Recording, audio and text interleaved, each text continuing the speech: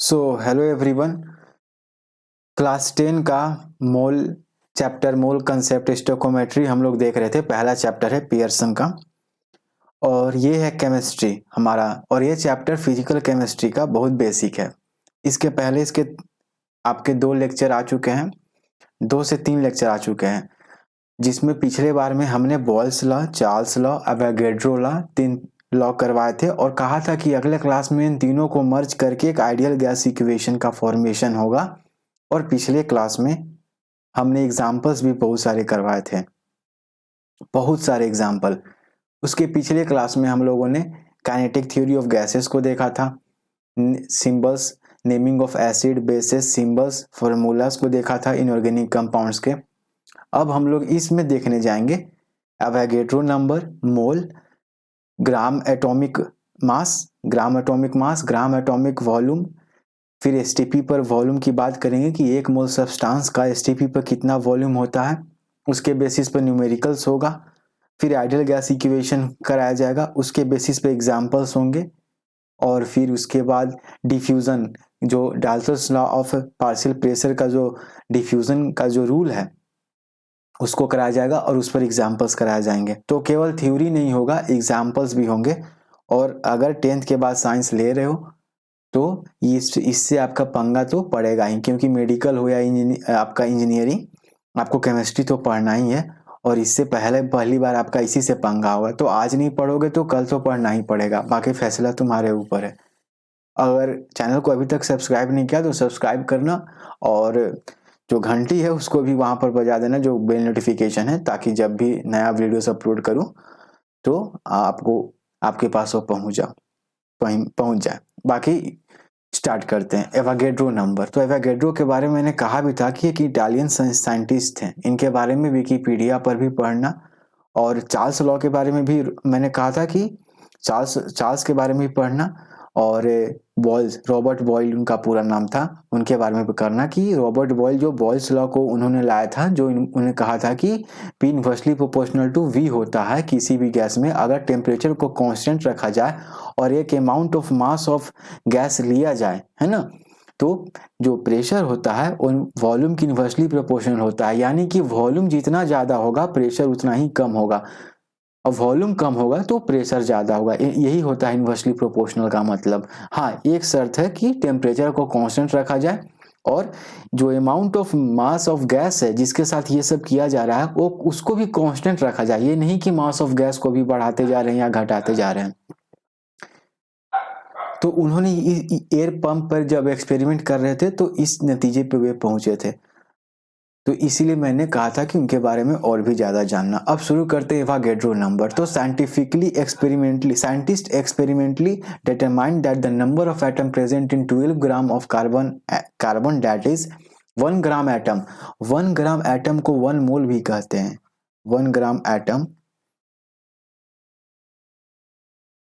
of carbon 12 isotope is 6.023 into 10 to the power 23। Scientist ने experimentally ये पाया कि 12 ग्राम कार्बन में कितने कार्बन के मॉलिक्यूल्स होते हैं या कितने कार्बन एटम्स होते हैं। मॉलिक्यूल्स कहना सही नहीं होगा, कार्बन एटम्स कहना सही होगा। 6.023 इंटू 10 टू द पावर 23, ये ह्यूज अमाउंट है। 10 टू द पावर 23, कितना लिखूं इसको, 1 2 3 4 5 6 7 8 9 10 11 12 13 14 15 16 17 18 19 20 21 22 23, और इसको 6.023 से मल्टीप्लाई कर दो आप। इतना पैसा तो शायद मतलब इतना ह्यूज अमाउंट कैसे निकाला होगा साइंटिस्ट ने। आप सोच सकते हो इसके कंपैरिजन में कोई ऐसा थिंग हमारे आसपास। हाँ, माइक्रो ऑर्गेनिज्म तो मैं जानता हूं कि माइक्रो ऑर्गेनिज्म इस ऑर्डर में रहते ही हैं। कैसे उन्होंने निकाला होगा साइंटिस्ट ने। खैर, इसके बारे में जरूर कुछ मजेदार स्टोरी रहा ही होगा, कैसे वे इस तक पहुंचे कि 12 ग्राम, क्या कैसे वे इस नतीजे तक पहुंचे होंगे कि 12 ग्राम ऑफ कार्बन में 6.023 इंटू 10 पावर 23 कार्बन एटम्स होते हैं 12 ग्राम में। और 12 ग्राम और कुछ नहीं बल्कि 1 मोल ऑफ कार्बन होते हैं। आगे देखते हैं मोल क्या होता है। तो different experiment showed that 1 gram atom of 1 gram molecule, और 1 ग्राम मॉलिक्यूल, ठीक है, 1 ग्राम एटम या 1 ग्राम मॉलिक्यूल जैसे यहाँ हमने कार्बन को लिया तो कार्बन 12 ग्राम कार्बन में हमने क्या कहा कि 6.023 इंटू 10⁻23 कार्बन एटम्स हैं। लेकिन अगर मैं 1 ग्राम मॉलिक्यूल किसका ले लूँ, मान लो वाटर का ले लूँ H2O, तो सॉरी 1 ग्राम नहीं लूँ, हाँ 1 ग्राम मॉलिक्यूल अगर मैं वाटर का ले लूँ तो 1 ग्राम मॉलिक्यूल वाटर का कितना मास होगा, 18 ग्राम ना। अगर सही सही कहो तो 18, क्यों, क्योंकि वाटर का मोलर मास क्या होता है, 18 ग्राम ही होता है। तो 18 ग्राम को हम 1 ग्राम मॉलिक्यूल कहेंगे, ठीक है, 1 ग्राम मॉलिक्यूल ग्राम मॉलिक्यूल कहेंगे। तो इसमें भी कितना हमारा मॉलिक्यूल प्रेजेंट होगा, 6.023 इंटू 10⁻23। एक्सपेरिमेंटली ये देखा गया कि different experiment show that 1 gram atom और 1 gram molecule of any substance contains the same number, और वो नंबर क्या है 6.023 इंटू 10⁻23 ऑफ एलिमेंट्री पार्टिकल। तो इसका मतलब अगर मैं 14 ग्राम नाइट्रोजन लूं तो इसमें भी कितना एटम होगा नाइट्रोजन का, 6.023 इंटू 10⁻23। अगर मैं 16 ग्राम ऑक्सीजन लूं तो इसमें भी कितना ऑक्सीजन का एटम होगा, 6.023 इंटू 10⁻23। अगर मैं 20 ग्राम नियोन लूं, ठीक है, क्यों, क्योंकि ये मोलर मास है। समझ में आ रहा है ये सब। नियोन का एटॉमिक मास है ना, ये तो आइडियल गैस है, सॉरी आइडियल गैस नहीं, ये हमारा इनर्ट गैस है, ये किसी से रिएक्शन नहीं करता है जल्दी नियोन। इसका एटॉमिक मास 20 ग्राम होता है, यानी कि 1 मोल, 20 ग्राम में 1 मोल नियोन होगा। तो यानी कि अगर मैं 20 ग्राम नियोन लूँ तो इसमें भी कितना एटम पाया जाएगा नियोन का, 6.023 इंटू 10⁻23 एटम नियोन का। आप समझ रहे हो इस बात को। तो ये तो हो गई एटम्स की बात। मॉलिक्यूल्स के केस में भी यही है कि अगर मैं, आप जैसे फेमस एग्जांपल एक छोटा सा लेते हैं CO2। अगर मैं 44 ग्राम CO2 लूँ, क्यों 44 ग्राम ले रहा हूँ, क्योंकि CO2 का मोलिकुलर मास 44 ग्राम ही होता है। तो इसका मतलब 44 ग्राम CO2 लूँ तो उसमें कितना एटम CO2 मॉलिक्यूल का होगा, सॉरी कितना CO2 मॉलिक्यूल होगा, एटम नहीं, कितना CO2 मॉलिक्यूल होगा, क्योंकि अब बात मॉलिक्यूल पे आ गई है। कितना CO2 मॉलिक्यूल होगा, तो 6.023 इंटू 10⁻23। यही नहीं, आगे चल के देखेंगे कि आयंस का भी यही हाल होता है, ठीक है। देखो आयंस भी आ गया, यानी अगर मैं NaCl जिसमें Na plus plus Cl minus होता है, तो Na में अगर हम देखें तो इसका हमारा हो जाएगा 23 है और इसका 35.5, तो 5 5 3 8 है और 3 2 5, यानी कि 58.5 है ना।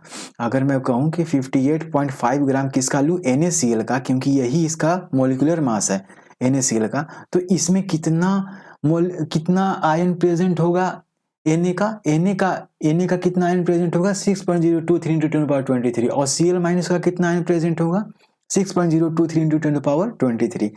So different experiments showed that 1 gram atom or 1 gram molecule of any substance contains the same number of elementary particle or chemical units, atoms, molecules or ions. Full stop. This constant number is called the Avogadro number, that is denoted by Na। ठीक है, इसको बढ़िया से मैं दिखा देता हूं, Na और L। Full stop. It also represents the number of molecule present in 1 gram molar volume. 1 gram molar volume कहने का मतलब कि किसी भी मॉलिक्यूल्स का या एटम्स के 1 मोल में का जो वॉल्यूम होता है उसी को 1 ग्राम मोलर वॉल्यूम कहते हैं। अभी आते हैं Avogadro number, that is 6.023 into 10⁻23 है। ये नहीं कि 6.023 इंटू 10⁻22 लिख के बैठ जाना, ये गलत है ये सब, ठीक है। या बहुत लोग इसको, फिर आपको ऑप्शन में आएगा, ठीक है, कि इस तरह का थोड़ा इधर करने का, ध्यान से देख लो 10⁻23 है।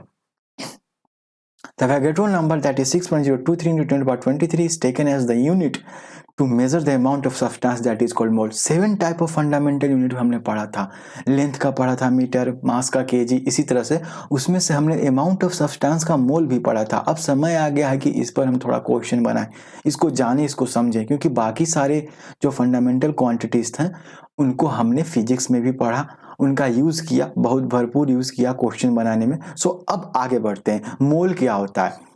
A mole is defined as the as the quantity of substance that contains the same number of elementary particle or chemical units as the number of atoms present in 12 gram of C12 isotope. C12 isotope क्यों? क्योंकि carbon के तो एक 12 C12 isotope होता है, फिर एक C14 होता है, C16 भी एग्जिस्ट करते हैं, लेकिन सबसे ज्यादा नेचर में कार्बन का कौन सा आइसोटोप एग्जिस्ट करता है? C12।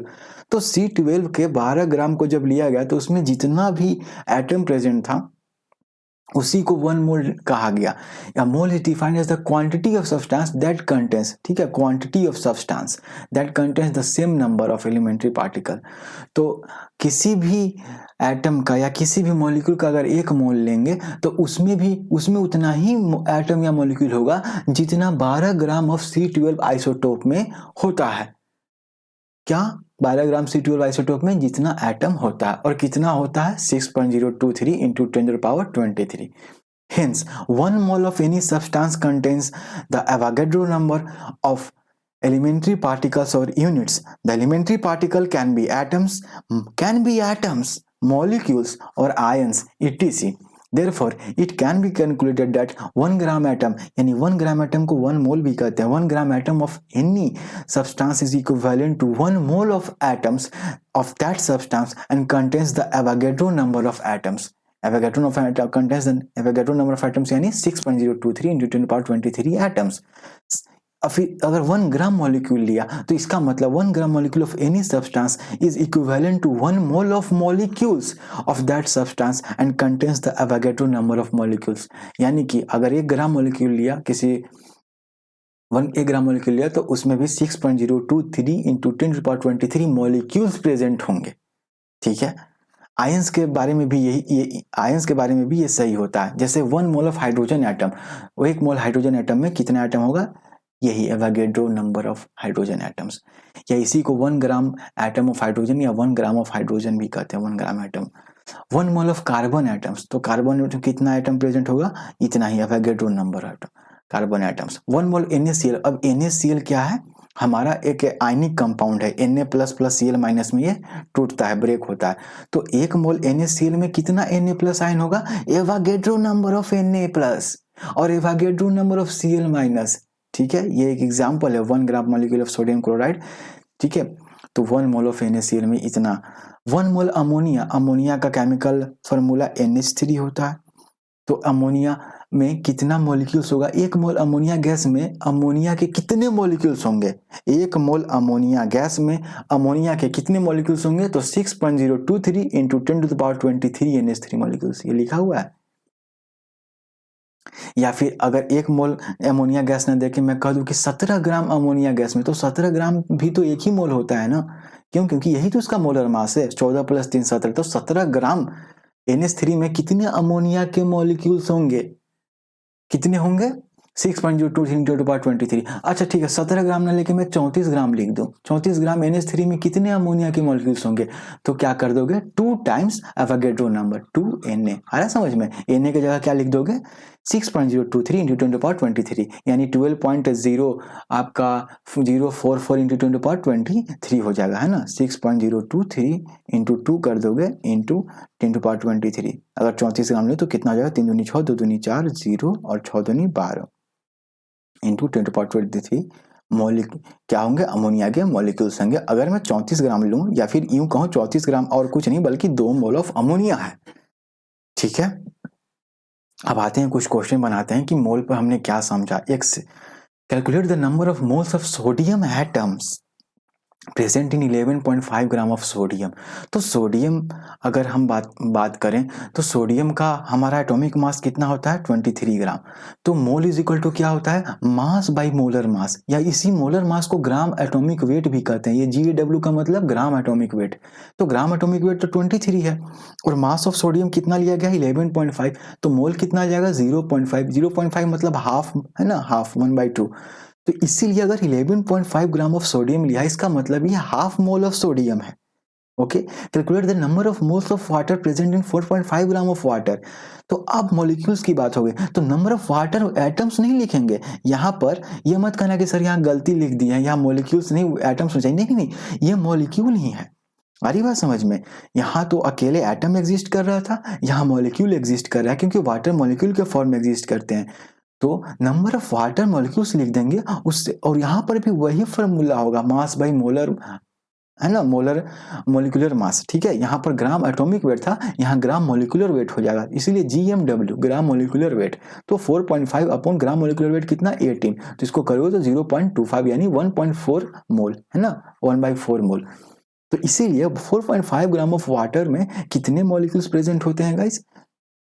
Number of moles, number of mole पूछा ना, तो नंबर ऑफ मोल्स तो आंसर तो 1.4 मोल ऑफ वाटर, है ना। लेकिन अगर number of molecules of water पूछ देता कि 4.5 ग्राम में 4.5 ग्राम, सॉरी यहाँ पर एक मैं थोड़ा सा अच्छे से लिख देता हूँ, तो 4.5 ग्राम ऑफ वाटर में अगर मैं आपसे, और टेंशन मत लो सारा क्वेश्चन किया जाएगा, क्योंकि जो भी पढ़ाया जाएगा उस पर क्वेश्चन किया ही जाएगा। तो 4.5 ग्राम में कितना मोल्स होता है वाटर का? 1.4 moles of water, 1.4 moles of water. लेकिन यही पूछ देता कि 4.5 ग्राम ऑफ वाटर में कितना मॉलिक्यूल्स ऑफ वाटर है, तो हमने मोल्स तो निकाल लिया 1.4 मोल, और एक मोल में कितना होता है, Avogadro number of water molecule होगा। तो 1.4 मोल ऑफ वाटर में कितना मॉलिक्यूल होगा? 1.4 into 6.022 into 3 sorry 23 into 10 to the power 23 molecules of water. Molecules लिखना, ठीक है, मॉलिक्यूल्स ऑफ वाटर, ठीक है। हालांकि पूछा नहीं लेकिन फिर भी हमने निकाला। Relation between GMW gram molar volume, ये क्या है? Gram molar volume, mole and Avogadro number. अब आता है थोड़ा मजा और, 1 gram mole of any dry gas occupies 22.4 litre volume at STP। STP मतलब स्टैंडर्ड टेम्परेचर एंड प्रेशर। कितना होता है स्टैंडर्ड टेम्परेचर? 273 केल्विन। 273 केल्विन ही हमेशा यूज में आएगा, क्योंकि ऐसा यूनिट ऑफ टेम्परेचर केल्विन ही होता है। ऐसा नहीं कि सवालों में 0 डिग्री सेंटीग्रेड लिख के आगे बढ़ गए, क्योंकि 273 केल्विन 0 डिग्री सेंटीग्रेड के ही बराबर होता है, लेकिन न्यूमेरिकल्स बनाते समय 0 का मत यूज कर देना, ओके। और स्टैंडर्ड टेम्परेचर तो ये हो गया। स्टैंडर्ड प्रेशर कितना लेते हैं? 1 atm। 1 atm प्रेशर किसको कहते हैं? कि एटमॉस्फेयर जितना प्रेशर सी लेवल पे 0 डिग्री सेंटीग्रेड पे जो प्रेशर एग्जर्ट करता है हमारा एटमॉस्फेयर, उसको 1 atm डिफाइन करते हैं हम लोग। तो स्टैंडर्ड टेम्परेचर 273 केल्विन लेते हैं और स्टैंडर्ड प्रेशर 1 atm लेते हैं। तो STP यानी कि 273 केल्विन टेम्परेचर पे 1 atm प्रेशर पे 1 मोल किसी भी गैस, ड्राई गैस का 1 मोल कितना वॉल्यूम ऑक्यूपाई करता है गाइस? 22.4 लीटर। बहुत इंपॉर्टेंट, किसी भी गैस का मैंने बोला है, यानी कि हीलियम का ले लो, नियोन का ले लो, ऑक्सीजन का ले लो, नाइट्रोजन का ले लो, कोई भी गैस ले लो, अगर टेम्परेचर 273 केल्विन है, प्रेशर 1 atm है और इनका 1 मोल आपने लिया है, ठीक है, इन सब का 1 मोल लिया है, तो ये सब कितना वॉल्यूम ऑक्यूपाई करेंगे? 22.4 लीटर। ये बहुत ही, ये कैसे आया होगा, कैसा सोचा होगा उन्होंने? कभी देखना तो, पढ़ना तो इसके बारे में कि कैसे इस नतीजे पर पहुंचे हैं लोग कि 22.4 लीटर ही ऑक्यूपाई किया जाएगा ड्राई गैस, है ना। और या फिर अगर आपको ये ठीक है, तो 1 gram mole of any dry gas occupy 22.4 litre volume at STP। अब समझ में आया इसका मतलब? Hence 22.4 litre of a dry gas, क्योंकि वेट गैस की बात नहीं होगी, वो हमेशा गैसियस स्टेट में होना चाहिए। कई बार क्या होता है कि मॉइस्चर आ जाते हैं गैसेस में, तो वैसे में नहीं हो पाएगा, क्योंकि उसमें वाटर या किसी लिक्विड का पार्ट आ जाने से ये चीज़ अप्लाई नहीं हो पाता है। ये केवल गैसेस के लिए है, केवल गैसेस के लिए, फिर से ये केवल गैसेस के लिए है। Hence, 22.4 liter of a dry gas at STP contains 6.023 into 10 to the power 23 molecules, that is Avogadro number of molecules। क्यों Avogadro number of molecules क्यों कहा जा रहा है? क्योंकि मैंने हर का 1 मोल लिया है, तो 1 मोल लिया है, तो अगर हीलियम का मैंने एक गैसियस स्टेट में 1 मोल लिया, तो इसमें कितना हीलियम एटम होगा? 6.023 into 10 to the power 23 helium atom. उसी तरह से नियोन में भी 6.023 into 10 to the power 23 neon atom, क्योंकि सबका 1 मोल लिया है। तो मैंने किसी भी गैस की बात की, हो सकता है वो इनर्ट गैस हो सकता है वो रिएक्टिव गैस हो, ओके। तो एग्जांपल लेते हैं, 32 ग्राम और 1 mole of dry oxygen gas. क्यों? क्योंकि ऑक्सीजन O2 है, तो इसका मॉलिक्यूलर मास कितना होता है? 32 ग्राम ही तो होता है। 32 ग्राम और 1 mole of dry oxygen gas occupies 22.4 litre volume at STP। क्यों? क्योंकि 32 ग्राम अगर ऑक्सीजन आपने लिया है, तो ये और कुछ नहीं बल्कि 1 मोल ऑफ ऑक्सीजन ही तो है, ठीक है। और 1 मोल जैसे ही हुआ तो STP पे ऐसे नहीं कि किसी भी टेम्परेचर या प्रेशर पे, एसटीपी पे। एसटीपी पे क्या होगा, ये कितना वॉल्यूम ऑक्यूपाई करेगा, 22.4 लीटर। और इसके अंदर कितने मॉलिक्यूल्स ऑफ ऑक्सीजन होंगे, Avogadro number of molecules of oxygen होंगे।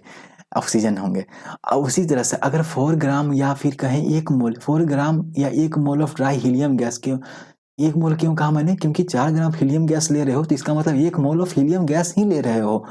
ओके, एसटीपी पे ये 4 ग्राम हीलियम गैस कितना वॉल्यूम ऑक्यूपाई करेंगे, 22.4 लीटर। ओके, 22.4 लीटर, ठीक है। और इसमें कितने हमारे मॉलिक्यूल्स कंटेन करेंगे, मॉलिक्यूल्स नहीं, क्यों मॉलिक्यूल्स नहीं, क्योंकि हीलियम मॉलिक्यूल नहीं बनाता है, ये मोनोएटॉमिक गैस है, देख रहे हो, मोनोएटॉमिक गैस है। क्यों, क्योंकि ये रिएक्शन नहीं करता है ना किसी से, हीलियम इनर्ट गैस है ना। तो इसीलिए मैं यहाँ क्या कहूँगा कि 4 ग्राम ऑफ हीलियम गैस में कितने एटम्स होंगे, मॉलिक्यूल्स नहीं करूँगा, कितने एटम्स होंगे, 6.023 × 10⁻23 एटम। और ये जो एटम है ये कितना वॉल्यूम ऑक्यूपाई करेंगे, 22.4 litre at STP.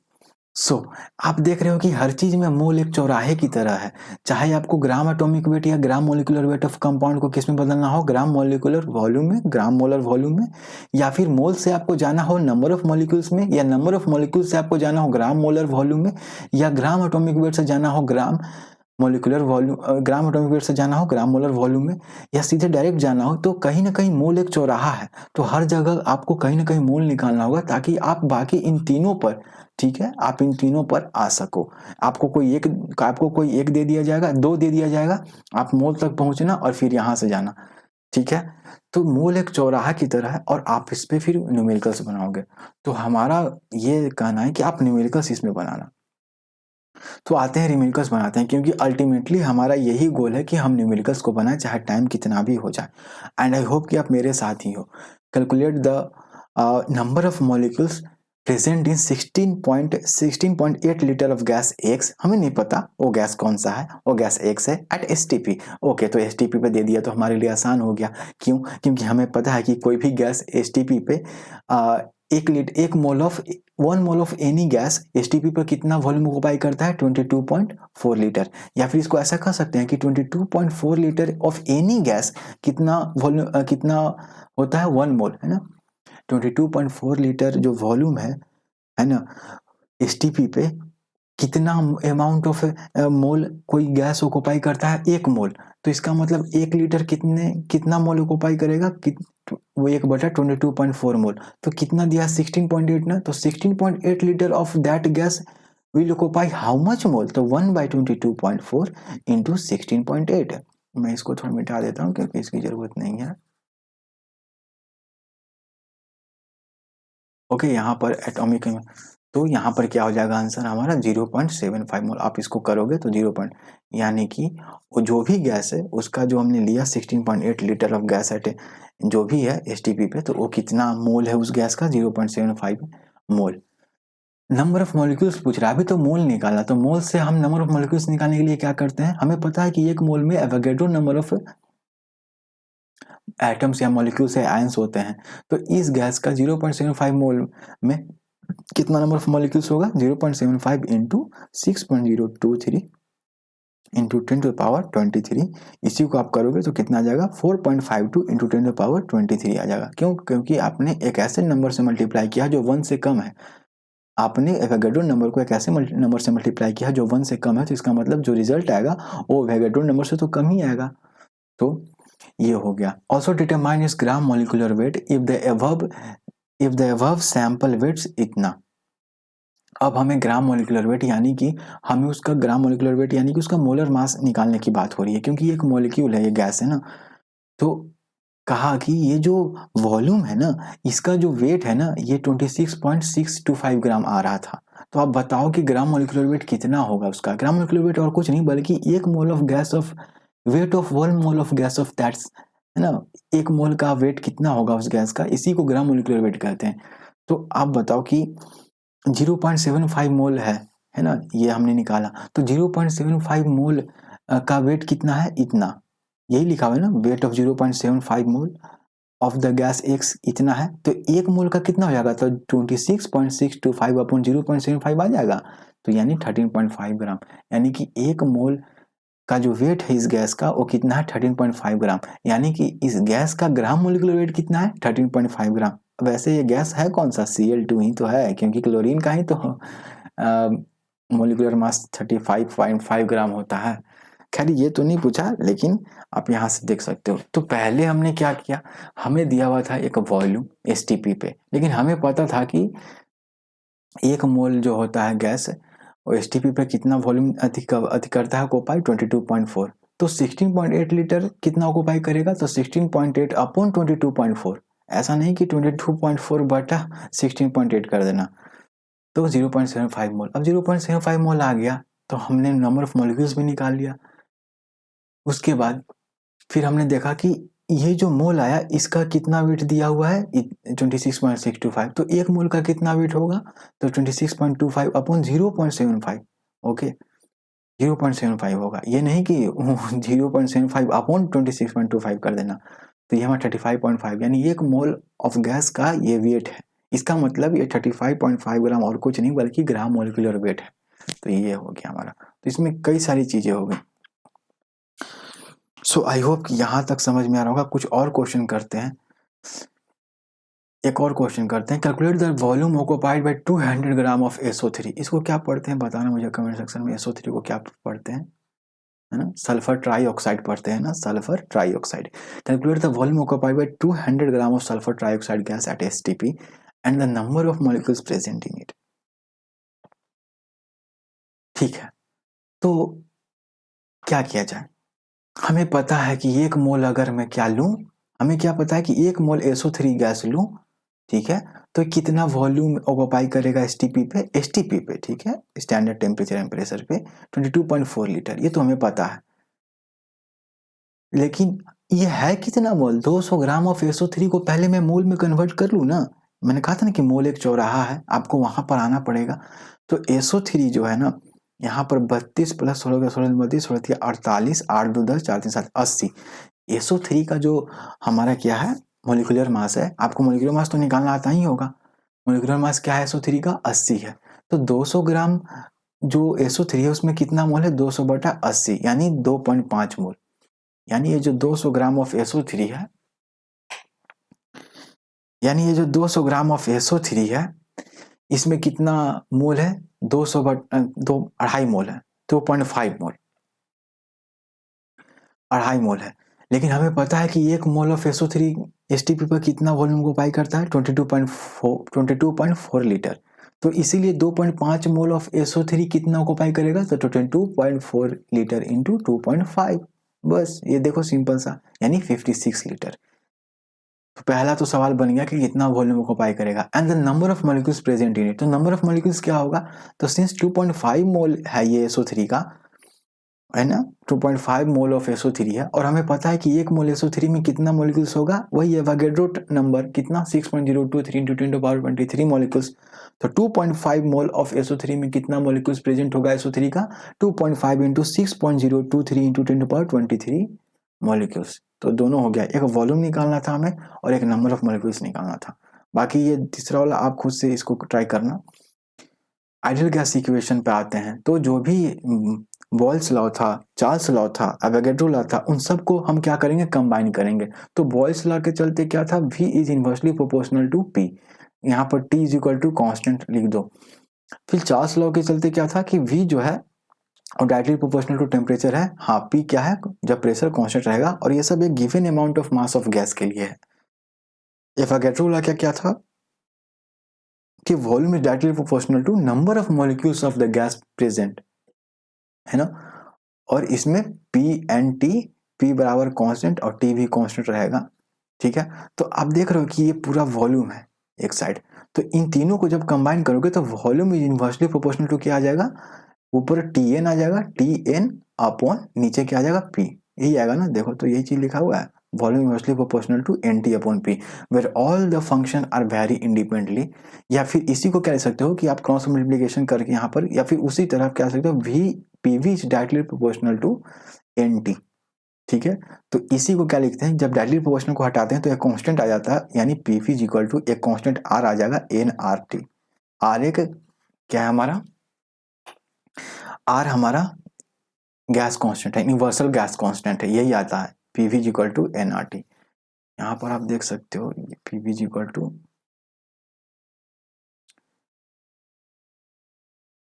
Equal to हमारा NRT, R is a constant. तो आर के तीन तीन वॉल्यूम वैल्यू का यूज होता है आई, और ये PV equal to NRT real life में इसका रियल गैस पर इसका यूज नहीं कर सकते, आइडियल गैस में इसका यूज होता है, और आइडियल गैस जनरली एग्जिस्ट नहीं करते हैं। हाइपोथेटिकल गैस को ही आइडियल गैस कहते हैं, काल्पनिक gas. obeys the hypothetical gas comma called ideal gas obeys the equation under all condition of temperature and pressure. Hence this equation is called an ideal gas equation and R is called the universal gas constant. However no gas is perfectly ideal. लेकिन उस ideal को approach कर सकता है कोई real gas. Ideal gas की तरफ कब अप्रोच करता है, जब आप उस गैस पर किस कंडीशन में, लो प्रेशर और हाई टेम्परेचर के कंडीशन में एक रियल गैस आइडियल गैस की तरफ आइडियल गैस का नेचर शो करने लगता है। क्यों? क्योंकि लो प्रेशर जब रहेगा और हाई टेम्परेचर रहेगा तो उस गैस के मॉलिक्यूल्स के बीच में जो फोर्स ऑफ अट्रैक्शन है वो काफ़ी कम हो जाएगा, और इस चलते क्या होगा, फोर्स ऑफ अट्रैक्शन वीक होने के चलते जो गैस के मॉलिक्यूल्स है वे इंडिपेंडेंट एंटिटी की तरफ बिहेव करने लगेंगे, यानी कि लगभग intermolecular force of attraction zero के करीब आने लगेगा। और आइडियल इक्वेशन और आइडियल गैस का यही तो एक डिफिनेशन है कि उन गैसेस के बीच में जो इंटरमोलिकुलर फोर्स ऑफ अट्रैक्शन है वो लगभग जीरो हो जाते हैं, यानी कि इतने फास्ट वे मूव करते हैं।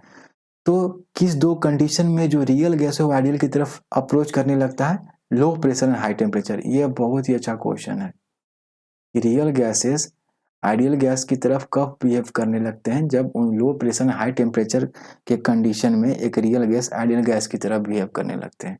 So all gases show nearly ideal behavior under the condition of low pressure and high temperature. High pressure and low temperature नहीं, low pressure and high temperature, and are called real gases. So when one mole of a gas is considered, comma the equation become, तो अगर n is equal to 1 ले लो आप तो PV is equal to RT हो जाएगा, और R the value of R depends upon the units in which the pressure and volume are taken। तो आप लिख सकते हो R के तीन वैल्यू में यहाँ लिख दे रहा हूँ। एक वैल्यू है 8.314 जूल पर केल्विन पर मोल, और एक है 1.987 कैलोरी पर केल्विन पर मोल, और एक है R इज इक्वल टू 0. सबसे ज्यादा इसी का यूज होता है 0.082 ATM लीटर पर केल्विन पर मोल। ठीक है, ध्यान देना हर में पर केल्विन पर मोल आ रहा है तीनों में, लेकिन यहां पर आप देखो जूल आ रहा है, तो आर को आप क्या लिख सकते हो, पीवी अपॉन एनटी लिख सकते हो। यानी ये जो पीवी है ना एक तरह से वर्क डन का काम कर रहा है, तभी तो जूल का आ रहा है। ये जो पीवी है इसी का कंबाइंड है, बाकी तो टेम्परेचर का पर केल्विन और मोल का पर मोल आ जा रहा है नीचे पर मोल। उसी तरह इसी जूल को जब कैलोरी में कन्वर्ट करते हो, आपको पता है कि एक कैलोरी में कितना आपको जूल होता है 4.2 जूल, तो और कुछ नहीं बल्कि इसको 4.2 से डिवाइड करोगे तो 1.987 आ जाएगा, है ना। इसको इस पूरे को 8.314 को 4.2 से डिवाइड करो तो 1.987 आ जाएगा। तो इसीलिए बस यहाँ पर केल्विन कर मोल और जूल कैलोरी में बदल गया। और उसी तरह से अगर तुम चाहो तो पीवी को एनर्जी के फॉर्म में न लिख के, जूल या कैलोरी में न लिख के, अगर आप प्रेशर को एटीएम में रहने दो और वॉल्यूम को लीटर में रहने दोगे तो ये आता है आर का वैल्यू 0.082। तो ये तीन वैल्यू है, तो जो भी यूनिट दिया रहेगा प्रेशर का और वॉल्यूम का उस क्वेश्चन में, उसके अनुसार आर का वैल्यू यूज करना है हम लोग को। ये हो गया। तो फिर एक क्वेश्चन देखते हैं कि volume occupied by 16 gram of oxygen is same as that occupied by 1 gram of hydrogen under the similar condition of temperature and pressure, explain. हाँ बिल्कुल सही है, similar condition of temperature and pressure, क्योंकि 16 gram of oxygen किसके बराबर होगा, 0.5 mole of oxygen के ना। क्यों? क्योंकि मोल क्या होता है, मास बाय मोलर मास, तो मास 16 ग्राम है और मोलर मास ऑक्सीजन का कितना 32, तो ये 1/2 दे दिया। और 1 ग्राम हाइड्रोजन क्या हो जाएगा, और 1 ग्राम हाइड्रोजन क्या हो जाएगा हमारा 1 ग्राम, तो 1 ग्राम हाइड्रोजन में कितना मोल होगा, तो मास 1 ग्राम है और मोलर मास हाइड्रोजन का 2 है, तो ये भी 1/2 मोल, यानी दोनों का 1/2 मोल। और वॉल्यूम क्या हो जाएगा, पीवी इक्वल टू एनआरटी होता है, वॉल्यूम इक्वल टू क्या हो जाएगा, एनआरटी अपॉन पी। तो अगर आर तो कांस्टेंट ही है, टेम्परेचर और प्रेशर को अगर सेम रखा जाए और वॉल्यूम भी सेम ही है, सॉरी मोल भी सेम ही है दोनों का 1/2, और टेम्परेचर और प्रेशर को सेम रखने के लिए कहा है और आर तो कांस्टेंट है ही, तो क्या दोनों का वॉल्यूम सेम नहीं होगा, 16 ग्राम ऑफ ऑक्सीजन और 1 ग्राम ऑफ हाइड्रोजन अगर टेम्परेचर और प्रेशर को सिमिलर कंडीशन में रखा जाए, तो इसलिए दोनों का वॉल्यूम जो ऑक्यूपाई करेगा ये दोनों भी सेम होगा। यही से आता है पी इक्वल टू एनआरटी, तो V equal to NRT upon P. एक और क्वेश्चन देखते हैं कि x gram each of nitrogen and carbon monoxide are considered. Draw a comparison with respect to number of moles. तो x ग्राम है, तो nitrogen का मोलर मास क्या होता है हमारा 28 हो जाएगा। तो अगर x ग्राम नाइट्रोजन लेते हैं तो उसका मोल कितना होगा, x अपॉन 28। क्योंकि मास by molar mass. Carbon monoxide का क्या हो जाएगा हमारा, कार्बन मोनोऑक्साइड अगर देखें तो 12 प्लस हमारा कितना हो जाएगा 16, तो ये भी 28 है। तो कार्बन मोनोऑक्साइड का भी मोलर मास 28 है और उसका भी x ग्राम ही लिए, तो x/28, तो दोनों का मोल तो सेम हो गया, तो इक्वल नंबर, तो दोनों का इक्वल नंबर ऑफ मोल्स ही होगा। तो अगर फिर नाइट्रोजन या carbon monoxide possess equal gram molecular mass, therefore equal masses of this two gases possess equal number of moles, तो दोनों का इक्वल नंबर ऑफ मोल्स होगा, इसमें कोई कहने का सवाल ही नहीं है, बात ही नहीं है। तो न्यूमेरिकल प्रॉब्लम्स एक मैं सॉल्व करता हूं यहाँ पर, फिर आप यहाँ से करना इसको आगे 2 कर देता हूं।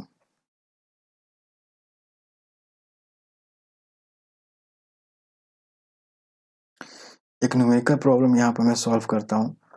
A gas at pressure of 2 atm is heated from 0 degree Celsius to 273 degree Celsius and the volume compressed to 1.4 of its original volume. Find the pressure. तो वॉल्यूम मान लेते हैं V है, 0 डिग्री सेल्सियस को पहले केल्विन बदलो और pressure पहले का 2 atm है। बाद में क्या हुआ कि V प्रेशर था, V वॉल्यूम था, तो V/4 हो गया वॉल्यूम। टेम्परेचर कितना हो गया 273 डिग्री सेल्सियस, लेकिन इसको केल्विन बदलने के लिए हम लोग क्या करेंगे, 273 प्लस 273 546 केल्विन हो जाएगा। प्रेशर हमें नहीं पता, लेकिन हमें इतना पता है कि PV इक्वल टू एनआरटी होता है, और हमारा यहाँ से एनआर इक्वल टू क्या हो जाएगा, PV अपॉन टी हो जाएगा। अब आर तो कांस्टेंट है, गैस कांस्टेंट, वो तो कभी चेंज नहीं होता। और ये जो हुआ है जिस गैस के साथ, ये जो पहले इनिशियल और फाइनल में जो ये दिया गया है सारी चीजें, वो तो हमारा वो भी तो कांस्टेंट है, मोल भी तो कांस्टेंट रहेगा। इसका मतलब P1 V1 by T1 is equal to P2 V2 by T2। ठीक है, ये चीज आप लगा सकते हो इसके साथ। बस यही किया गया है, पहले का प्रेशर पहले का वॉल्यूम अपॉन पहले का टेम्परेचर इक्वल टू बाद का प्रेशर इंटू बाद का वॉल्यूम अपॉन बाद का टेम्परेचर। तो यहाँ से करोगे तो P2 कितना आ जाएगा, 16 atm आ जाएगा।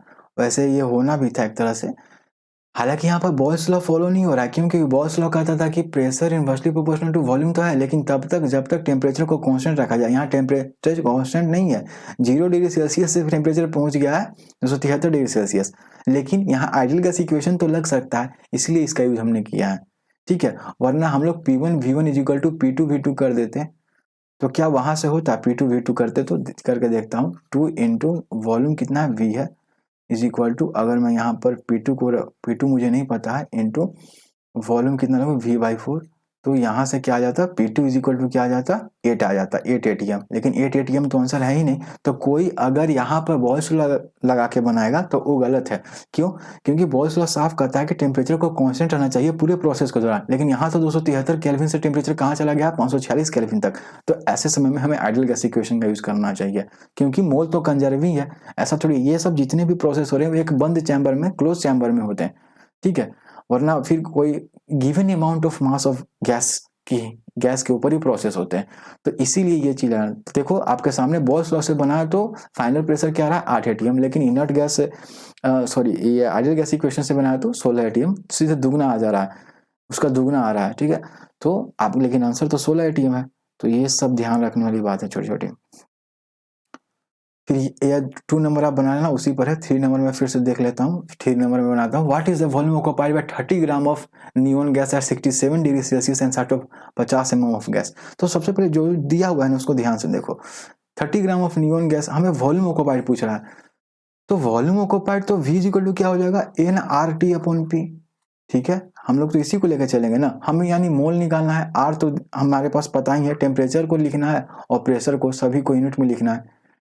तो टेम्परेचर को मैं केल्विन में लिख देता हूँ, तो केल्विन में अगर टेम्परेचर को लिखने जाओ तो 273 + 67 केल्विन में आ गया टेम्परेचर। मोल मुझे निकालना था, mole equal to mass by molar mass, तो मास कितना है 30 ग्राम। मोलर मास कितना होता है नियॉन का, मोलर मास अब 20 ग्राम होता है, या जो भी एटॉमिक मास कहो, क्यों, क्योंकि नियॉन मोनोटोमिक एटम है, ये किसी से रिएक्शन नहीं करता है, इनर्ट गैस है, तो आप इस तरह से लिख सकते हो, ये इसका मोल आ गया 3/2।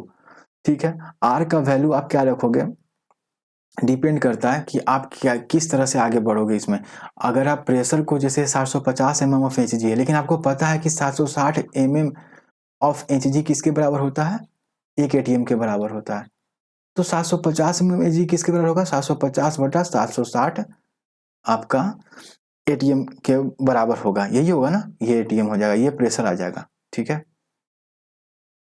ये प्रेशर आएगा, तो प्रेशर ATM में है और हमारा केल्विन टेम्परेचर है, मोल है, तो अगर हमें आंसर लीटर में चाहिए तो हमारे का कौन सा वैल्यू यूज करेंगे, 0.082 जो हमारा था, और आगे क्या था 0.0823 था। एक मिनट, यहाँ पर क्या है, 0.082 रहने देते हैं, 0.082 ATM लीटर पर केल्विन पर मोल। ठीक है, तो आर का इसका यूज करोगे तो V इक्वल टू क्या आ जाएगा, nRT, तो ये n हो गया, R हो गया और ये T हो गया, टेम्परेचर 340, nRT और प्रेशर क्या हो गया 750/760, तो इसी को करोगे तो 42.43 लीटर आ जाएगा। क्यों लीटर में क्यों आ रहा है वॉल्यूम, क्योंकि हमने जो यूज किया है आर का वैल्यू, वो देखो यहाँ ATM लीटर है, यहाँ पर देखो ATM लीटर में करके, तो ये चीज हो गया। अब Dalton law of partial pressure भी इसी में करते हैं, क्योंकि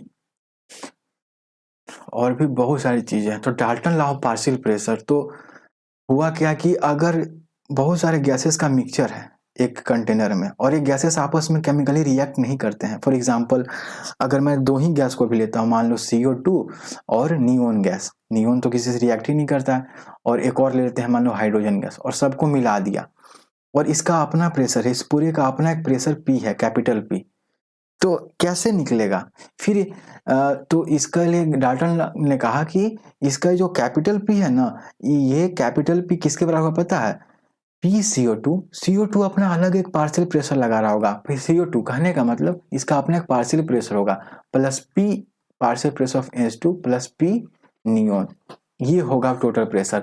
यानी पार्शियल प्रेशर का क्या मतलब होता है कि the partial pressure is the pressure exerted by each constituent of gaseous mixture when they are kept individually in the same container. यानी कि अगर किसी कंटेनर में मान लो CO2 है प्लस हाइड्रोजन प्लस नियोन है और ये आपस में केमिकली रिएक्ट नहीं करते हैं, तो अगर इसी स्थिति को रहने दो इतना, और यहाँ से हाइड्रोजन और नियोन को हटा लो और केवल यहाँ जब CO2 रहता है, तो ये जितना प्रेशर लगाता है ना, उसी को हम प्रेशर ऑफ CO2 कहते हैं, पार्शियल प्रेशर ऑफ CO2 कहते हैं।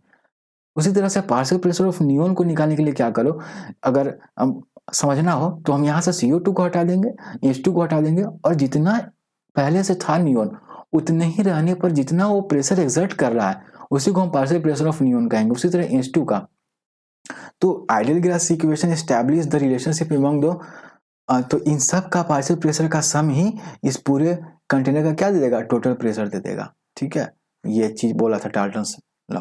तो ideal gas equation establishes the relationship among the pressure exerted bye a certain number of moles of gas. ठीक है, establish आइडियल गैस इक्वेशन था P = nRT, establish the relationship among the pressure exerted by a certain number of moles of a gas, its temperature and the volume occupied by it, but the pressure exerted by a mixture of gases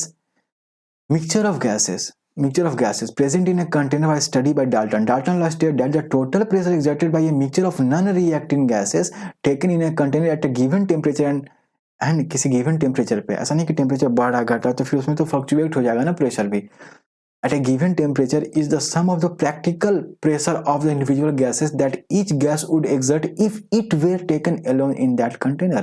This statement is known as Dalton's law of partial pressure. Partial pressure किसे कहते हैं कि partial pressure is the, यानी खुद का अपना pressure उसका जो रहता है, जब वो इंडिविजुअली रहता है उस कंटेनर में, तो कितना वो खुद का प्रेशर लगाता है वही उस गैस का पार्शियल प्रेशर कहलाता है। So partial pressure is the pressure exerted by each constituent of the gaseous mixture when they are kept individually in the same container. the partial pressure of the constituent of the gaseous mixture are P1, P2, P3 and so on, then according to Dalton law of partial pressure the total pressure, यहाँ पर P1 plus है ना छूट गया, P1 plus P2 plus P3 सबका सम हो जाएगा. If N1 is the number of moles of a constituent of gaseous mixture, मान लो कि N1 constituent है किसका, मान लेते हैं एक कोई गैस लिया है, मान लो CO2 का ले लिया है मैंने, CO2 का अपना कुछ मोल होगा ना, N2 का मान लो, N1 का मान लो N2 मोल लिया मैंने, और N3 किसका लिया, हाइड्रोजन का लिया. तो पार्शियल प्रेशर अगर मुझे निकालना हो, है ना, पार्शियल प्रेशर CO2 का मुझे निकालना हो तो मैं क्या करूंगा N1 into RT upon V.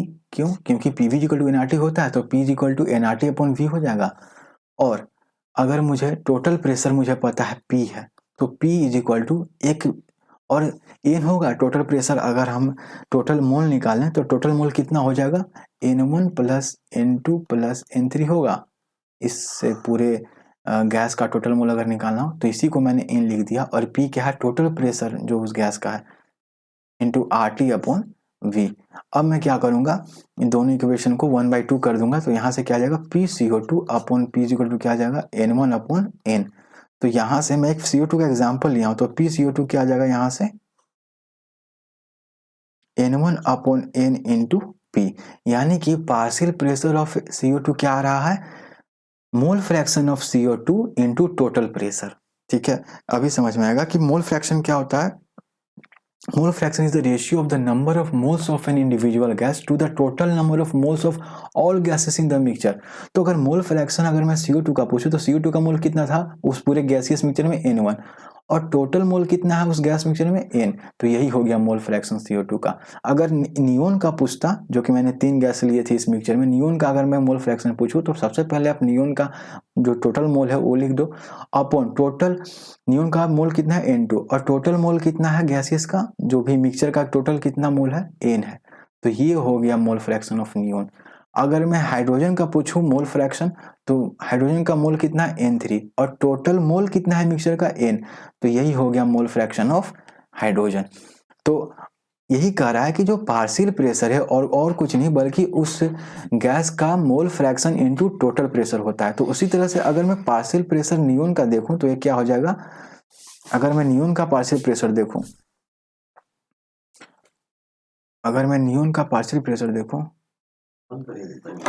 Neon का पार्शियल प्रेशर देखूं तो ये क्या हो जाएगा, N2 अपॉन N इंटू क्या हो जाएगा, टोटल प्रेशर, है ना.